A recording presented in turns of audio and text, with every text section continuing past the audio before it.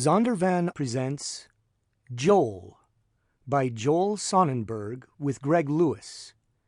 Read by Patrick Lawler. To unique people everywhere, and to those who are the most special to me, my parents and family. Chapter 1. What happened to you? That's the first thought that pops into our minds when we see a person with a cast. If we don't ask it, we at least think it. I feel like I've lived my whole life wearing a huge, permanent cast with a lot of names written all over it. Everyone who meets me, everyone who sees me wonders, what happened to you? Rarely a day goes by that I don't hear this question. Some days, many times. Those people who don't come right out and ask still wonder.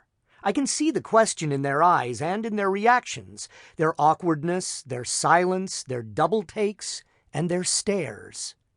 If people don't wonder about me and my story when they meet me, I worry about them. While I try not to take offense if they look at me strange, I definitely look at them strange if they don't. I can never hide the fact that I'm different. So my response to their "what happened" question is very often my introduction to people. I've learned that this can be good or it can be bad, depending on how the story is told, which is why I began speaking to groups. Some people act surprised that I'm not too nervous to get up in front of large crowds. In part, it's because I know that when I walk into any public situation, whether it's a room full of 20 partygoers, an auditorium with 5,000 people, or a primetime television show that has millions of viewers, everyone is going to be looking at me anyway. It's only when I'm given the chance to step in front of a microphone or stand up on a stage and share my experience that I have any control over how people look at me or what they think about me. So I actually feel more comfortable in a public speaking setting when I'm given an opportunity to present myself.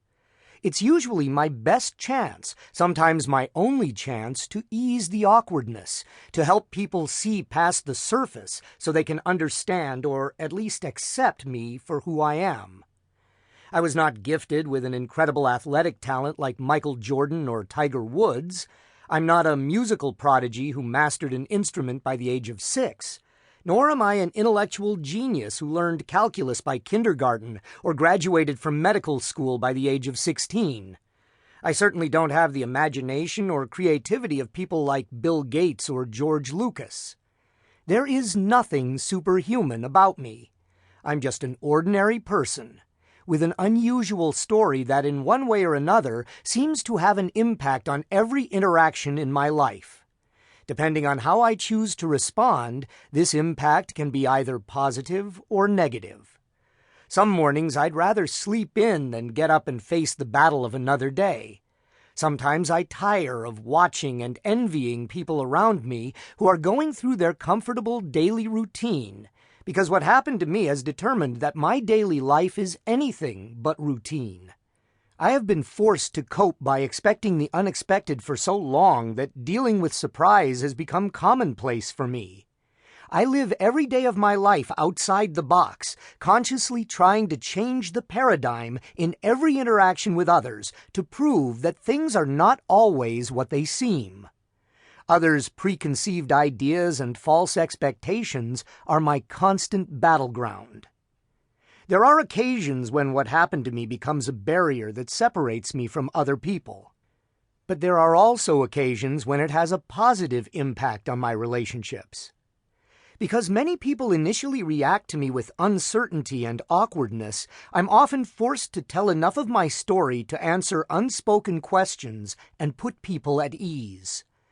I've also learned to take the initiative in friendship and to be the first one to speak whenever I meet someone new. In this way, I am forced to become more outgoing with others. Knowing what happened often gives other people an unusual sense of intimacy with me.